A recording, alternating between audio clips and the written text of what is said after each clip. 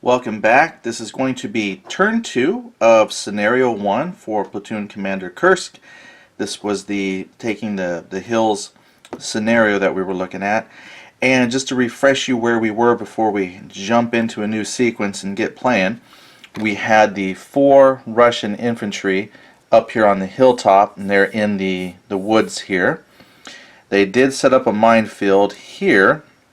They only had one, so it's not like it's that big of an issue, but you know, we were able to place one out. For some reason I thought, you know, that might help channel where forces go, but this is a pretty wide open scenario, so the minefield might not be that big of a game changer here, but those are where the Russians are.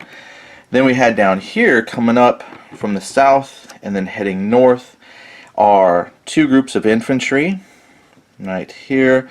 So that's 4 infantry platoons. We then had a half-track with infantry, and then we also had another half-track with infantry heading north as well. They had their reroll on them, so they'll just carry that with them. And then finally we had 2 platoons of half-tracks. They were coming up on the east flank. What we're hoping is to come around, and if we can, we might not hit it in this turn because we don't have enough move points. But if we were playing a full game, we would be able to bring the half-tracks around, and that would put our infantry in flanking positions to where we could attack and get the flanking attack bonuses, which would allow us to get a positive column shift adjustment for combat. But we might not see that this turn either. But that's where we left off, and so we'll go ahead and start on the next turn and see what the next steps are. So checking out the sequence of play chart, first thing we're going to do is determine initiative for this next turn. Alright, so let's go check out the dice roll. So for the initiative dice roll, I've got again the 2 dice, red for the Red Army, black for the Germans, and let's see what we get here. So previously we had that the Russians, Red Army, had the initiative. This time we've rolled, it's going to be the German Army that has the initiative.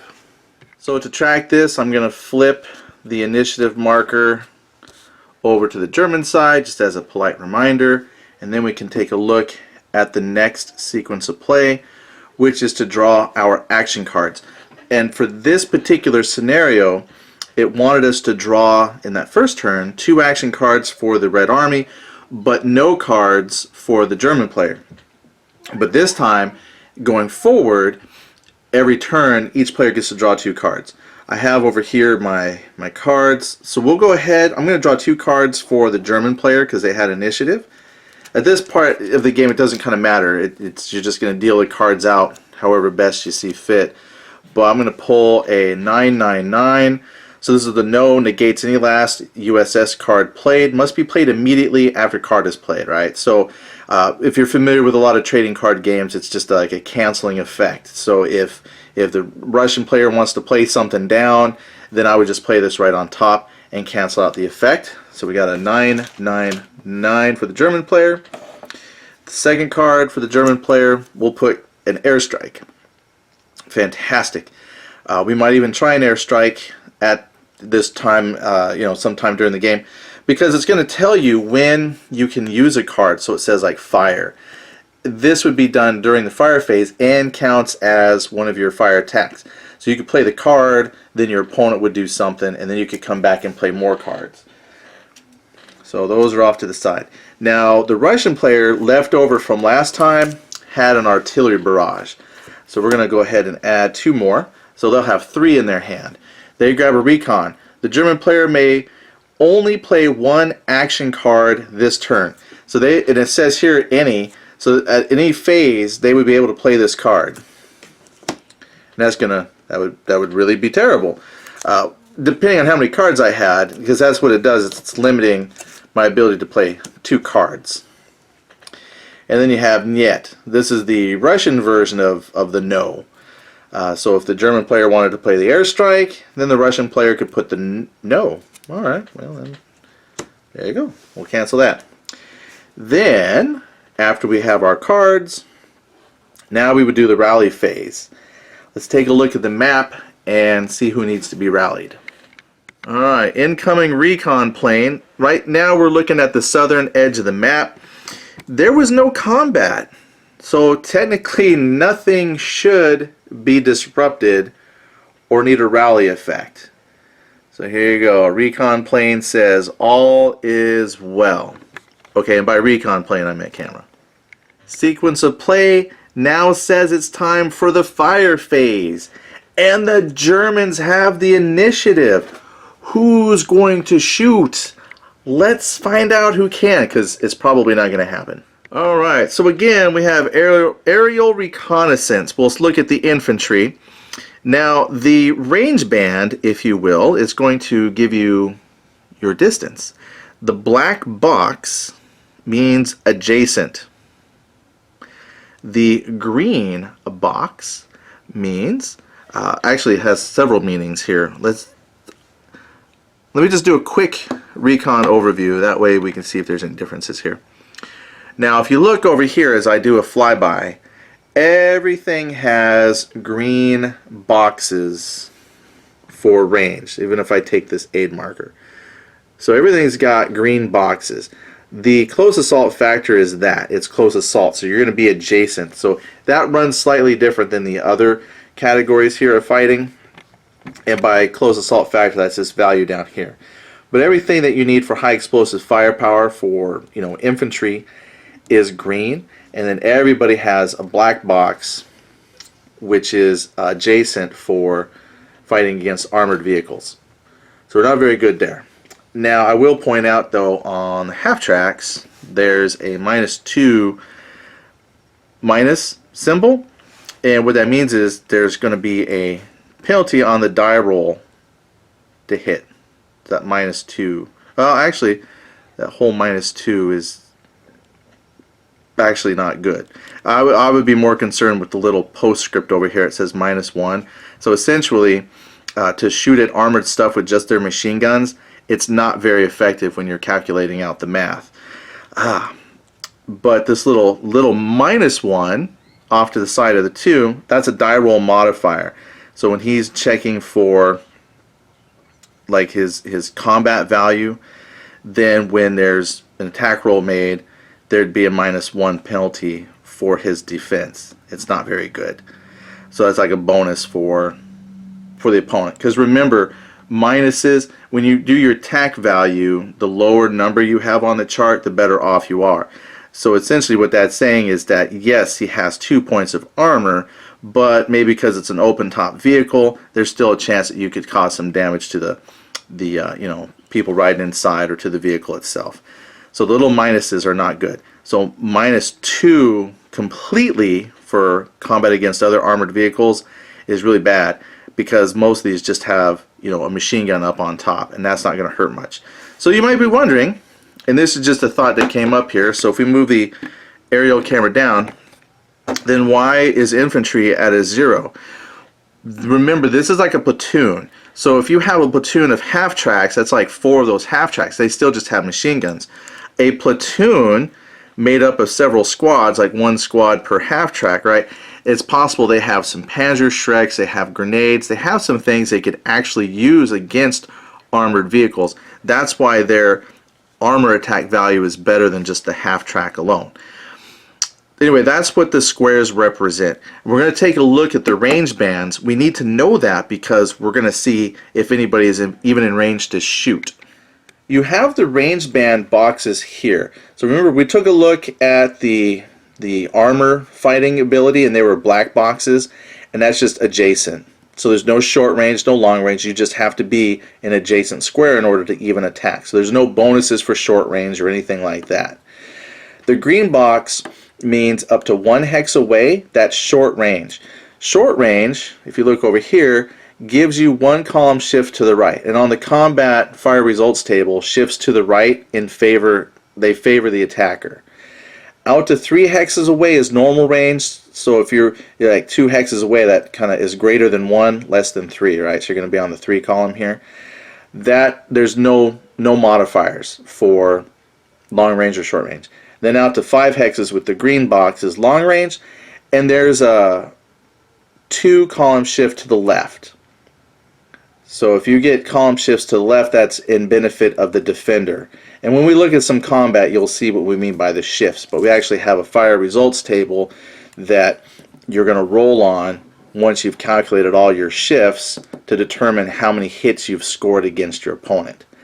So that's why it's important to look at those color bands to know how far you can shoot. So let's take a look at the map and see who can shoot. For combat to take place, we have to concern ourselves with 2 things. That's range and line of sight. So nothing really different than what you would have in your most war games, including hills and the contours of hills.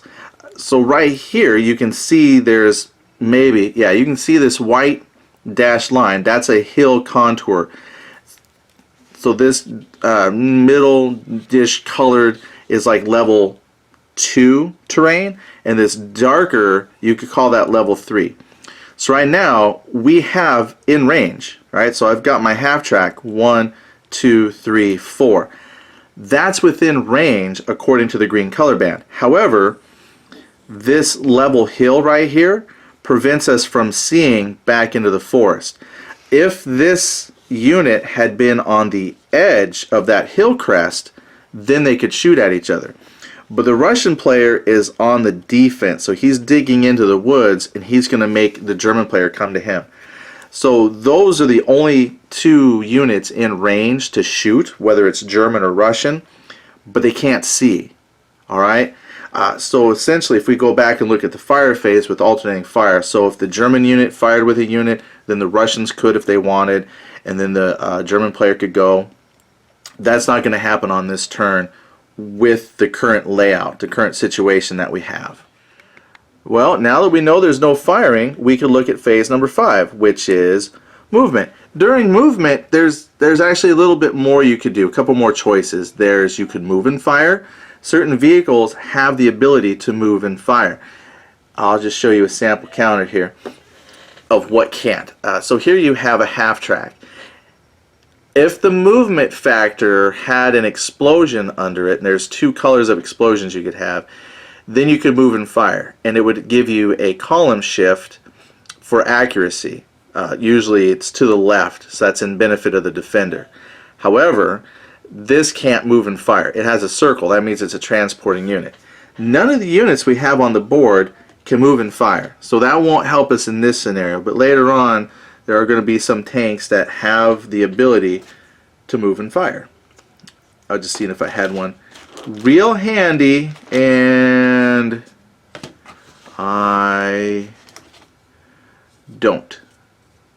I had to dig through the counters. I have the counters off to the side since I didn't need them for this scenario. So, but anyway, I'll show you here. Hold on. Just real quick, I thought of this right here on the combat results table right next to the range color bands. It probably doesn't show up very well, but here's an explosion on the move marker.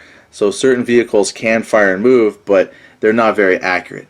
So if you're doing the movement phase, you would have to decide, okay, am I going to, move, fire? You move up to half your movement, then you could shoot, then you mark the vehicle as fired. If you just move, then you're going to mark your vehicle as move. Alright, so let's learn how you do movement. Easy enough. Last game we covered movement pretty good, except I made a notation on the first video. However, I just want to show you a mistake that I made. With my half tracks, I moved them from the southern edge of the board north, and I counted out 5 hexes because they have a movement value of 5. However, I forgot to subtract 1 movement point for going up the hill. Right? So it should have been, I believe they started right here. 1, 2, 3, 4, 5. So I've actually brought the half tracks back 1 hex, so they're within legal movement. And since the German player has initiative, he would move all of his vehicles or units first. That's what we're going to do. So I'm going to start right here with my half tracks. Now what's interesting with the half tracks is they can move up to half their movement, and then they can deploy troops. The thing is, when you deploy your troops, you can either deploy them in the same hex as the half track or 1 adjacent hex away. And you got to make sure that you're moving just 1 hex, or you move half, drop your fractions. So I have a movement value of 5, so I can move two hexes, and then I could deploy soldiers. And I gotta be careful about that. Let's move this unit up, and I'm going to tell you about the troops, okay? So 1, 2, I can now deploy my infantry. So some things to be aware of, and this is where you really have to start thinking about your strategy once you're getting into that, the envelope of combat. I don't want to deploy them in the minefield. Okay, that should go without a reason. Oh yeah, you know, okay, don't drop them in mines. I can deploy them actually uphill. Now, when I deploy them, though, they're going to get marked with a move marker. So this is the part that's very, very tough for the German player. They're going to get marked with move, and then because they're moving, they could be targeted by opportunity fire because they're moving away from their vehicle to that adjacent hex. I might not want to do that. In this situation, I'm probably going to do this. I'm going to move the half track all the way up. So I'm going to go like this. I'm going to go 1, 2, 3, 4. And I'm thinking I'm going to stop here. Now, next turn, I'm going to have to deploy the troops, but they're going to deploy here in this hex, and nobody's going to move. So when I do that, then it won't trigger opportunity fire, but I could then assault with my infantry. Now the other thing is, though, I mean, I could do this too. Here's another thought, right? I could deploy my troops. They would be marked as moved. They could still assault because at the end of movement is the assault phase. It's just that I'm afraid they're going to get tagged with opportunity fire. And then, you know, if they take reductions in their combat value, then when they assault into the woods, they're not going to be as effective. You know, so yeah, that's where your tactical decision. I probably had that all covered with my hand. So what I'm saying is, if I deploy here now, mark them with move, they can't shoot their rifles, but they'd be eligible for assault because that comes after movement. But I don't want them to get tagged with opportunity fire and then not be able to participate in the assault. That's why I was thinking of moving the half track up. That way they have a little bit of protection to go through a fire phase by the defending Russians. What to do? It's a risk gamble at this point. So I really think, I tell you what, since I'm only going to play the 2 turns, I'll go ahead and do this. I'm going to drop off and deploy them. Risk the opportunity fire. I'm going to have to mark them with move. So let me grab a couple move markers here. Oh, found another minefield. So he's moved. Boop. And this one's moved. I say they. So here's the other thing. I know more Germans are coming. So what I might do is just roll. Let me move the aerial camera. I might just attack with 1 platoon and then save the other platoon for when this group of Germans come up. What I could do, because these guys are in the same hex though, I could do a group fire and they could attack this 1 platoon with like really crazy odds of wiping them out. Let me do that. Like I said, we're doing just 2 turns. I want to just demonstrate some of these combat basics, which means this probably aren't the best deployments, but we're going to demonstrate for you. Alright, so opportunity fire basically occurs in the movement phase. So when your opponent is moving, you get opportunity fire. Only eligible units. So as long as he wasn't marked with a move or disrupted or with a fire, unless he had a card to allow him, these 2 units are eligible to fire. And they're going to do a group fire. When you group fire, 1 unit is going to be like the primary attack unit, and you base the initial combat results on that 1 unit. Then when you have another unit in the hex, they will then provide a 2-column shift to the right. That's a big deal. Plus they're shooting at short range. That's already going to give them a lot of modifiers to the right. This very well could wipe out that platoon. Once they opportunity fire, they'll get marked with fire. Alright, well, let's work out the math just to show you how deadly this can be. Alright, so we've already looked at the green range bands for armored fighting, but we're using their the black bands for armored fighting. That just means adjacent only, but their high explosive factors are those green boxes. So green, 1 hex away is short range. Short range gives you a 1 column shift to the right. Okay, so what column do you start on? Well, that's going to be based on the number in the green box. And Russian infantry start on a 4. Then at close range, you have 1 shift to the right. And then, because they have another platoon firing with them, that provides a 2 column shift to the right. And at this point, that German unit is in the open. There's no cover. They have nothing themselves that would, or cards or anything, that would reduce that and shift it to the left in their favor. So this is like a really, really bad thing to do. But again, we're demonstrating. So what I'm going to do now is roll 2 dice, and then I'll come back, consult the table, and see how many hits we've scored. Now the reason I'm rolling 2 dice is because that's how you determine your combat results. So once you've got your column, you roll 2 dice, and then we'll go and do a cross-reference. 3. And in this, like a lot of games, you want to roll low. Again, if we had any of those subscripts for modifying the combat results, we would also apply that to the die roll modifier, but there aren't any on just plain old infantry versus infantry. So let's go see what a 3 gives us. Alright, so this is not looking good at all. So we're on the 10 column, and the first die roll result column down is a 2, or I should say row, and then we have the 3 to 4 row. Cross-reference that with our 10. That is 7 hits. That means the German player is going to have to roll 7 dice to try and negate those hits. Let's see how well they do, because they probably could do it. Let's see how. When you take hits, you're going to make a morale roll to see if those hits take place. The morale is another way of thinking of like their experience for finding cover. As the Germans, these are highly trained at the start of the war, by Kursk, the height of whatever, they're good to go. They're veterans at this point. And so they're going to roll 7 dice for 7 hits, but their morale is a 4, which means if they roll 1 through 4, the hit is negated. All right. Now, if they every 5 and a 6 is a hit they have to take. So their odds are really in their favor. The odds are in their favor. Oof, but not this time. Oh, that's terrible.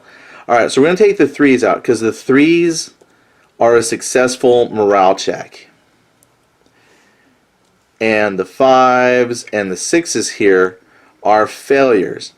And the way you apply the combat results is 1, you would check and apply for disrupt. So everybody would get a disrupt marker on your first hit.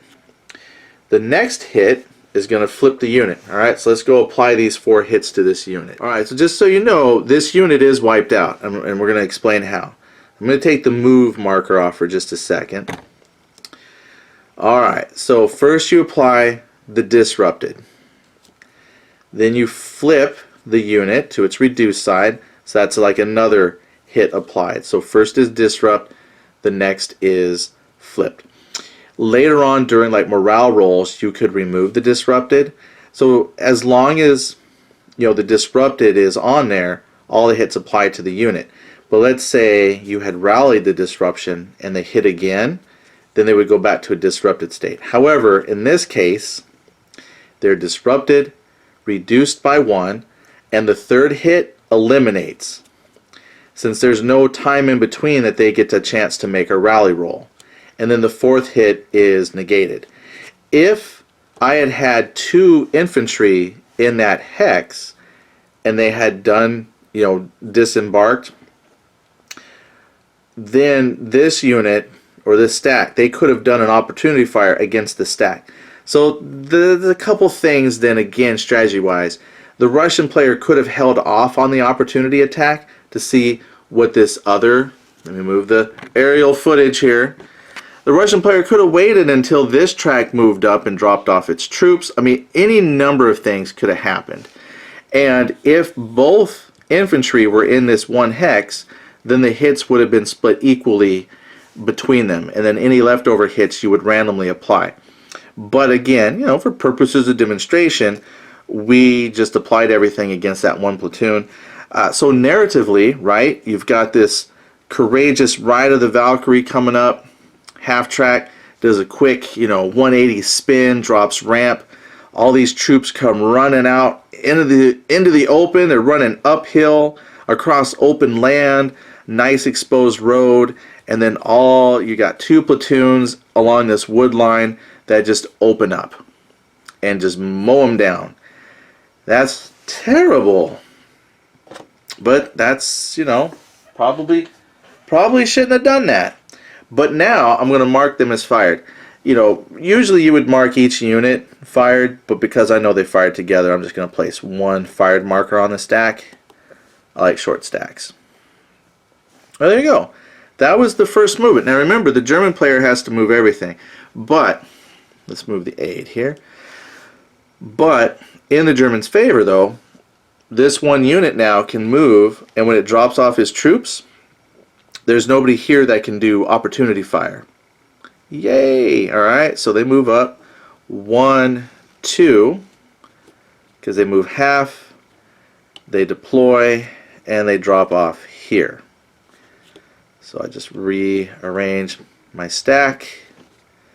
Nice. I grab a moved marker, and I grab this other moved marker to show that both have moved. And they're done.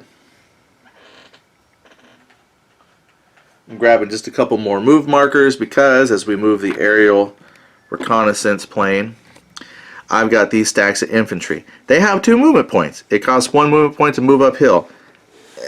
They're tired. They're tired. Then we have the half track. Now, why did I swing the half tracks all the way out to the east? My hope, if I was playing this game over the course of the 10 turns or however many turns you get in your scenario, I want to flank. Because when you have, like if we look here at the map, kind of makes me wish I had those cool World War II Allied markers and pointer things. If I attack a hex from 2 different hexes that are not adjacent, I get a bonus. So if over time I could drive my half tracks around and maybe get behind the defenders, then I could hit them from the front and back, or some combination thereof. However, that's not going to happen this time around because we're only playing the 2 turns. So what I'm going to do is go ahead and move the half tracks up, but they're not going to be in any kind of position to really participate in this battle. Now the other thing too is I got to look at is this is cultivated land here, and I'm not going to be moving on the road for the entire road bonus, so I'm only getting my 5 movement points. But cultivated land, it costs us 2 movement points for tracks. I was going to show you on the chart. I guess I can show you on the chart just real quick to show you how the chart works here. I was trying to keep you guys from getting vertigo with all the camera switching. But if you look here, the way this works is you got to find your matching terrain right here, cultivated. It might not show up very well on the camera, but this is cultivated. It's not blocking. And it says here, movement cost, leg units 1, armored fighting vehicles 2 movement points. And then over here, if there was any kind of like defense, column shift to the left, defender's favor. Cultivated fields give infantry 1 column shift to the left. They can hide down in all the remaining leftover field stuff. But no bonuses for close assault. Okay. While we're here, we'll quickly look at forest. Forest, we're not moving through the forest, but when we do some close assaulting later on, close assault does give a 1 column shift to the left in favor of the defender. We're going to try and remember that. That way we don't have to keep flipping back to the chart. Alright, so what we're going to do is avoid the cultivated field, and again, clear is no extra movement point. Rolling hills don't cost any extra movement points, but moving up does cost us 1. Oh, I have a leftover floating move marker that I don't need. Alright, so we're just going to drive the half tracks 1, 2, 3, 4, 5. Since they moved over half their movement, they can't deploy troops. I have a half track here off maps you can't see, but I'm going to bring them up. 1, 2, 3, 4, 5. And again, they move more than half. So we're going to mark them with move. Yes, sadly, they will not get to participate in the fighting. And for completeness, I'm going to put a move marker down here on these guys. These guys will also get their move marker, which I happen to have a couple right here. So again, I'm just putting that for the whole stack. Since I know the whole stack move together, I don't need to... Oops. You know, I bumped the camera, and you could barely tell. You could barely tell with all that shaking, I bumped the camera. The way this is, since it's the whole stack, I don't need to put one per counter, just to help kind of save on how high these stacks get. Well, there you go. That's all the German movement. So in reality, all the talking about it and explaining some of the rules, if you're playing with a friend and you kind of understand the game, that sequence is going to move a lot quicker. Once all the German units have moved, now the Russians could decide to move. Right? This stack, they can't move because they fired, unless they had a card that let them. This unit does not want to move because they're in a good spot. So movement is done for the Russian player. Alright, now that we've done with the movement phase, we go down to close assault. Any unit that is now adjacent to an enemy unit can participate in close assault. You do not have to participate in close assault. It's not mandatory, it's optional. So if you don't think that as the attacker you have a lot of forces built up, right? You don't have to attack. You might wait another turn. Like, so my situation with my Germans is I might want to wait a turn, but then while I'm waiting to bring more troops up, the Russian player might do a close assault to try and wipe people out. So again, you have a lot of decisions you get to make in the game, and I think that's one of the things I really enjoy about the game. It's not complicated to play, but the more you play it, the more you start to think about the puzzles, the situations that you're in. How do I tackle these challenges and objectives? Well, let's go ahead and take a look at who's available to do an assault and if we want to do that. So here we are back at the hill. We've got our Russian defenders and the German attackers. Already, the German infantry platoon was wiped out by infantry fire from the defenders. We then deployed this infantry, and it was relatively safe because these guys were focused elsewhere. See, and that's another thing too. I know a lot of games, opportunity fire is one of those things that's kind of difficult because you would think, well, gee, all these people are coming, why would I not be shooting at them too? Well, that's what opportunity fire, you have to decide where your platoons are focusing. And the nice thing is there's no markers that indicate facing, like you have to be faced. So this allows you to play the narrative. So even though you've got this platoon as the main assault, or you could even say that's the feinting, they're feinting their assault. So these guys up here, they don't know what's coming. We as the field commanders who see everything, like we know that other troops are coming. So my face-to-face opponent, they may have only had one unit do opportunity fire or none. They may just be saving up so later they could do some other action, move out of the way or something. So again, those decisions are there for both players at all times. How do I want to spend my resources? Well, the Russian player used his resources, if you will, his infantry, to play the defensive game against this incoming unit at the expense of being prepared for more assaulters. So now we're here and we're going to assault. But honestly, this is not a good play either. You're going to see this is not a good decision because once again we have two full strength, no reduced units dug into the wood line against someone charging across open terrain. It's not going to look good for the German player. So the way we do close assault is you add up all your close assault factors, and then you're going to come up with an odds ratio. Again, if I had deployed some other infantry, I could even get a flanking bonus. My fingers are in the way. I could even get a flanking bonus for close assault. So if I had some Germans back here and they were flanking, they would get a column shift to the right. So just like firing. But we don't have that. So I've got 16 combat factor here, 8 for each of these platoons against this. Since that's a reverse ratio, it would not be like 2 to 1. It's going to be 1 to 2. If my math is right.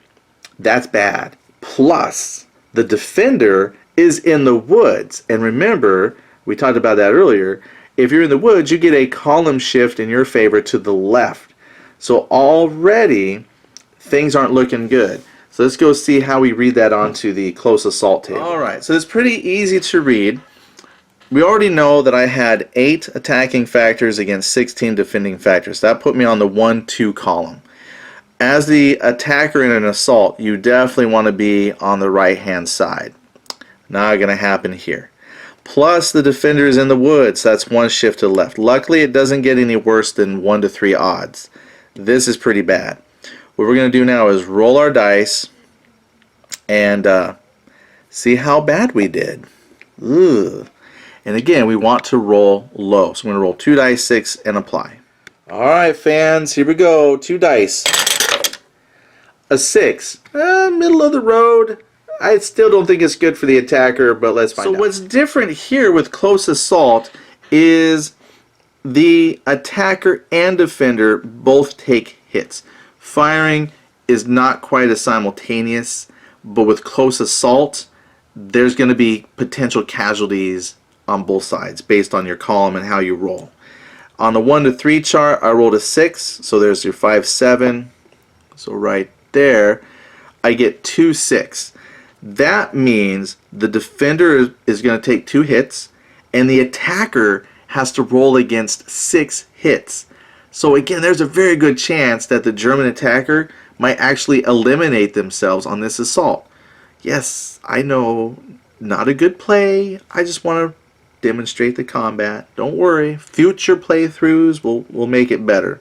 We'll make it more fair. Let's see how the rolls work out. Alright, we already know that the Russians have a morale of 2 according to the scenario rules. However, with this particular scenario, they get +1 to their morale because they're in a hex that gave them an extra morale point.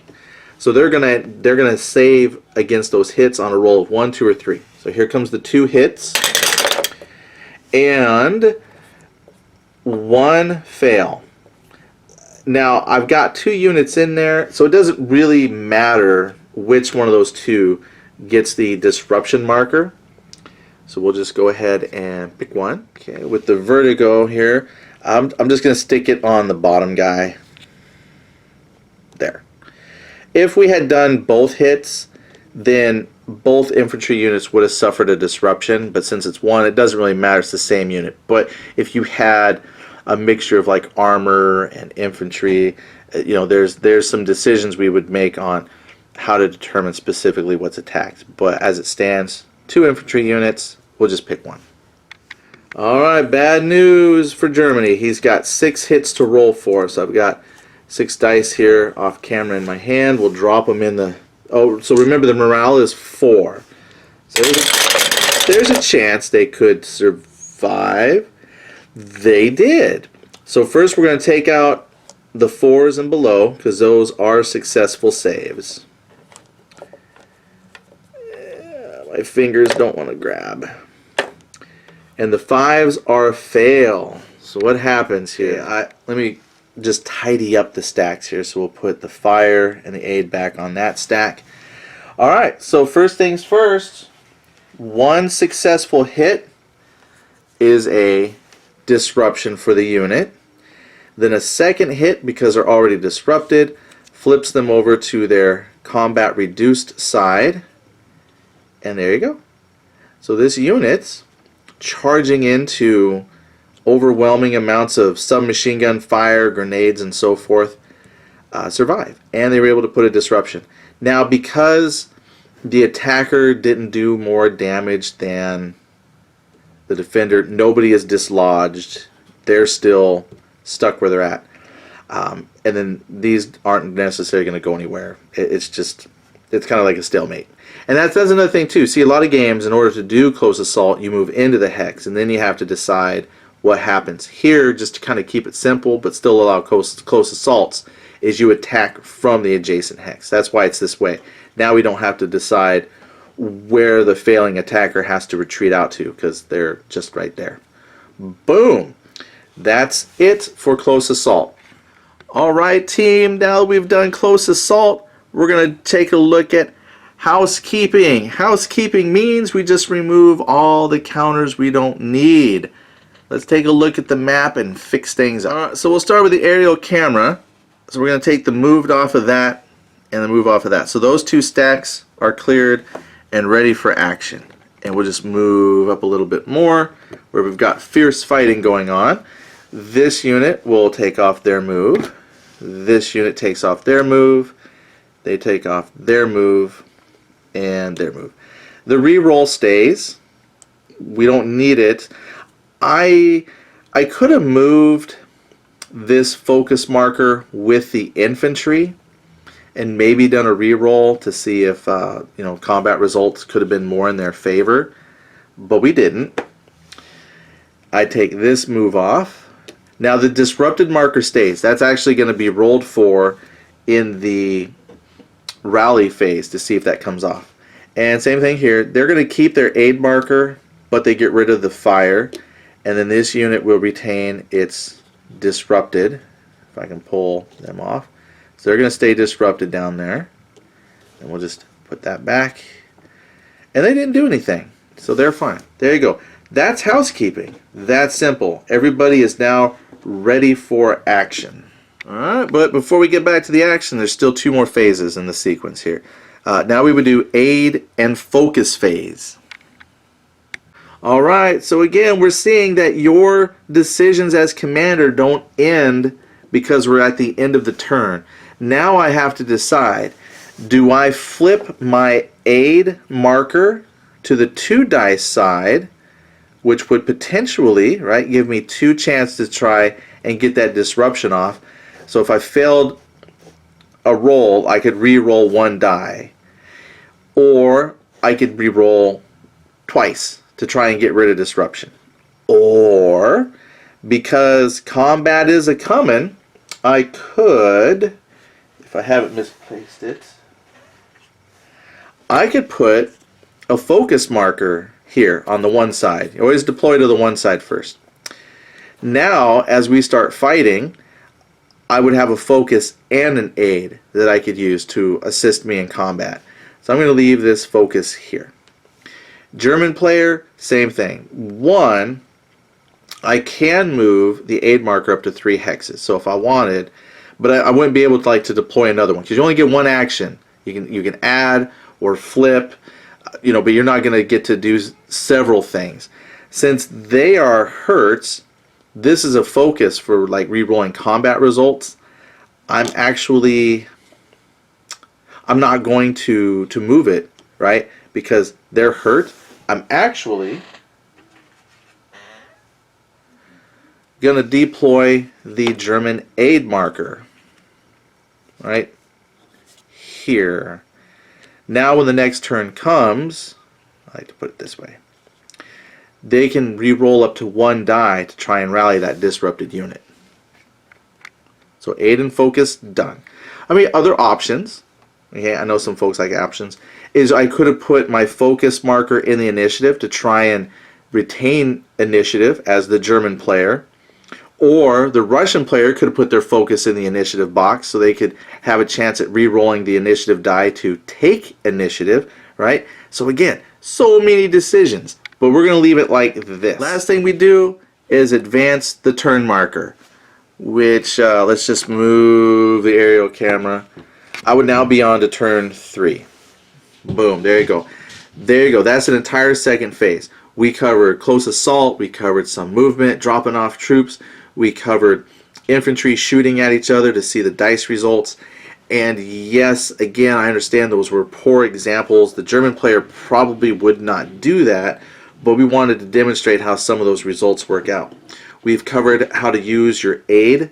Now, I didn't use those markers. They just really didn't fit in the scenario, but I wanted to discuss some of the potential with those markers to support. You might even say, but Eddie, you didn't even demonstrate the cards. Well, remember, I had a no. So if I had played, airstrike, then me knowing as a single player, Russian, I would have said no. So I would have canceled my own airstrike, right? Maybe I could have then said, oh, well, then the German player will play his no on top of your no, canceling your no, and there's an airstrike. But at some point, I could have played recon, right? And I could have said, you only get to play one action card.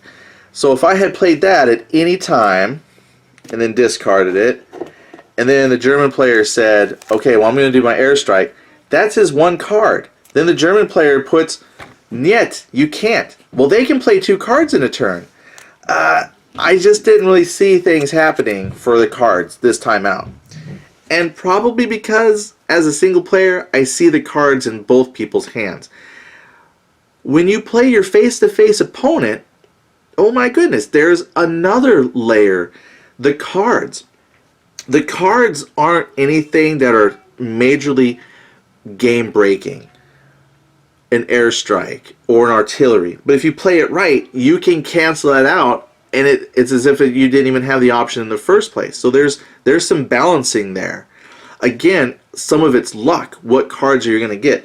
But there's not a bad card necessary. I know some games you'll have your card and there might be something that says you can't attack your own people. Why would I play a card that won't even let me do something?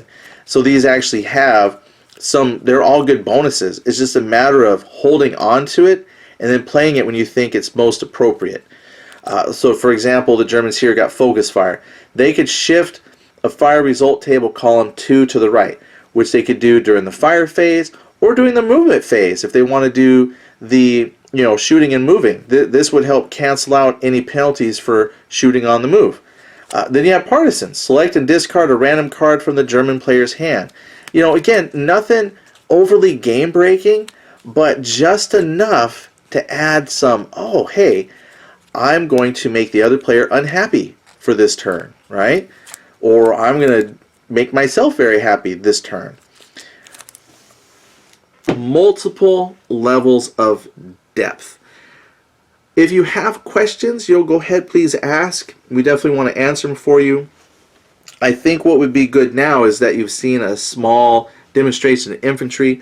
I'll look ahead and I will do something that has tanks, and then you can see how tanks work. And what's nice is the rules are virtually the same. You're just going to look at some different values. And again, your options for strategy open up because the armored vehicles can shoot further at each other, which is nice.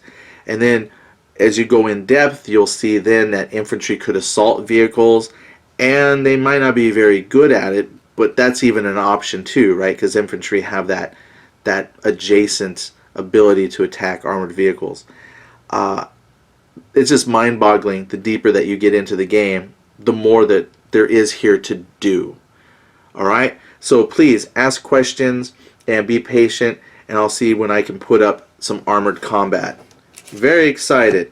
And if you've watched this all the way through, the Kickstarter starts November 21st at 12 noon Eastern, which should be later today if you're watching this. So if you're in the future watching this, then hopefully you've had a chance to come and check out the Kickstarter and support this. It's going to launch with 13 stretch goals out the gate. We'll add, I'm sure, as we, if we knock out all the initial stretch goals, we could add more. The other thing too is when we just did Armageddon War, that funded in 6 hours. So it'd be great if we could see this fund quicker than the 6 hours. So hopefully you've watched this and this has answered questions that you might have and has shown you that what we have here is a very good solid game engine that works very well for World War II combat. So thank you again, and we'll see you later.